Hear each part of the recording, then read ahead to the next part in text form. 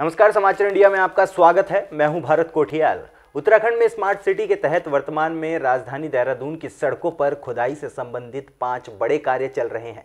पलटन बाजार में पैदल पथ विकास, स्मार्ट रोड, पेयजल और सीवर संबंधी कार्य के चलते जगह जगह सड़कों पर खुदाई चल रही है।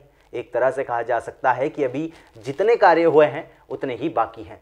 काम करने को लेकर सर्वाधिक दिक्कत अति व्यस्त पलटन बाजार में आ रही है। एक तरफ काम के बीच कारोबार को व्यवस्थित रखने की चुनौती है, तो दूसरी तरफ ग्राहकों को असुविधा से बचाने की। स्मार्ट सिटी के कार्यों के चलते पलटन बाजार क्षेत्र से लेकर सड़कों के करीब 30 से 40 किलोमीटर भाग पर स्मार्ट रोड, सीवर और पेयजल लाइन के काम किए जा रहे हैं। कोरोना काल में करीब 2.5-3 महीने तक कार्य प्रभावित रहने से अब इन्हें पूरा करने में 6 माह से लेकर 1 साल तक का विलंब होना है। इसके चलते प्रमुख कार्य दिसंबर 2021 तक ही पूरे किए जा सकेंगे। इसमें स्मार्ट रोड का काम वर्ष 2022 के मध्य तक खिसकता दिख रहा है।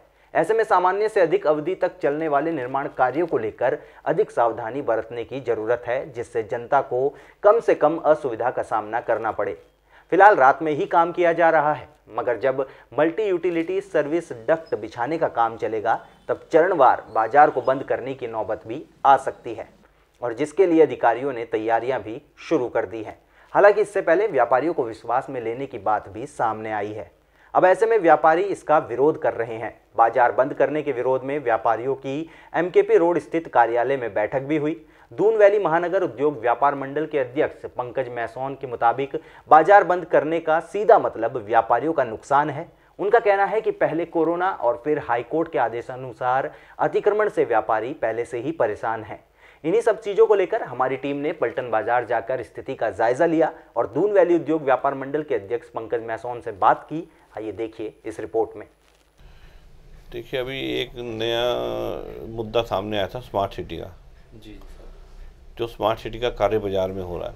अभी कुछ दिन पहले भी पेपर के माध्यम से हमें पता जैसे चला कि स्मार्ट सिटी के कार्य में शायद बाजार बंद करके 15 दिन या 20 दिन, तो उसमें मैंने अभी कल ही हमारी तरफ से एक प्रेस विज्ञप्ति जारी की गई थी कि बाजार बंद करके स्मार्ट सिटी का कार्य ना किया जाए। अगर स्मार्ट सिटी का कार्य करना ही है तो रात के टाइम किया जाए, चाहे शाम को 7:30 बजे काम चालू हो जाए, उससे व्यापारी को कोई दिक्कत नहीं आने की। क्योंकि 7:30 नहीं तो आजकल सर्दियों का समय है, 6 साढ़े 6 के बाद कस्टमर वैसे ही नहीं होता बाजार मार्केट के अंदर।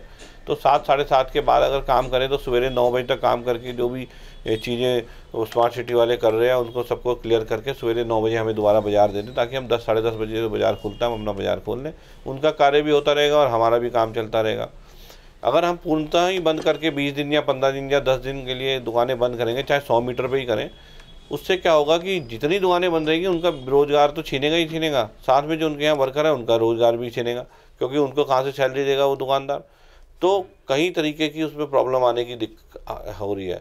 इस वजह से मेरी जब बात हुई थी ग्राउंड लेवल पर बाजार के दुकानदारों से, तो सभी का एक ही राय थी कि भाई साहब बाजार बंद करने का कोई उचित नहीं है स्मार्ट सिटी के कार्य के लिए। स्मार्ट सिटी के कार्य के लिए अगर सरकार चाहती है तो शाम के टाइम 7:30 बजे के बाद आप इस कार्य को करिए, जिससे कि स्मार्ट सिटी का काम भी हो सके, दुकानदार का नुकसान भी ना हो और ग्राहक भी आराम से आकर के बाज़ार में अपना सामान खरीद सके। स्मार्ट सिटी के तहत जो भी चीज़ें हैं वो उसमें व्यापारी स्मार्ट सिटी बने, बाज़ार में बाज़ार स्मार्ट हो, उसके लिए बिल्कुल हक में है, लेकिन उसका खाली खामियाजा व्यापारी के ऊपर ना जाए, खाली व्यापारी उस चीज़ को ना भुगते। उसमें प्रशासन जो भी मदद व्यापारी की कर सकता है वो ज़रूर करें। देखिए, साप्ताहिक बंदी पिछले दिनों चल रही थी। दीपावली के टाइम पर साप्ताहिक बंदी को इसलिए रोक दिया गया था सरकार द्वारा कि क्योंकि त्यौहार के समय में बाज़ार में काम होता है और काम के समय में अगर बाज़ार दुकानें बंद रहेंगी तो शायद मेरे ख्याल से वो उचित नहीं था। तो इसलिए सरकार द्वारा, प्रशासन द्वारा उसे व्यापारियों के हितों को देखते हुए खोल दिया गया था। और आगे भी मैं चाहता हूँ कि अगर साप्ताहिक बंदी ज़रूरी है तो वो इतवार के बजाय किसी और दिन की जाए, क्योंकि संडे का दिन ऐसा होता है जब कर्मचारियों की छुट्टी होती है, सरकारी छुट्टी रहती है, जिससे कि बाज़ार में जो कर्मचारी वर्ग है या जो जॉब करने वाले लोग हैं वो कम से कम बाज़ार में अपना रुख कर सकते हैं और अपना सामान जो भी उन्होंने परचेजिंग करनी है वो ले सकते हैं। लेकिन संडे के दिन क्या होता है, अगर बाज़ार बंद रहेगा तो ये सब उससे वंचित रह जाएंगे। और संडे की जगह अगर साप्ताहिक बंदी, मान लो बुधवार का दिन मैं कहता हूँ सबसे बढ़िया दिन है, उस दिन मेरे ख्याल व्यापारी वर्ग भी सहमत रहेगा कि बुधवार के दिन साप्ताहिक बंदी की जाए।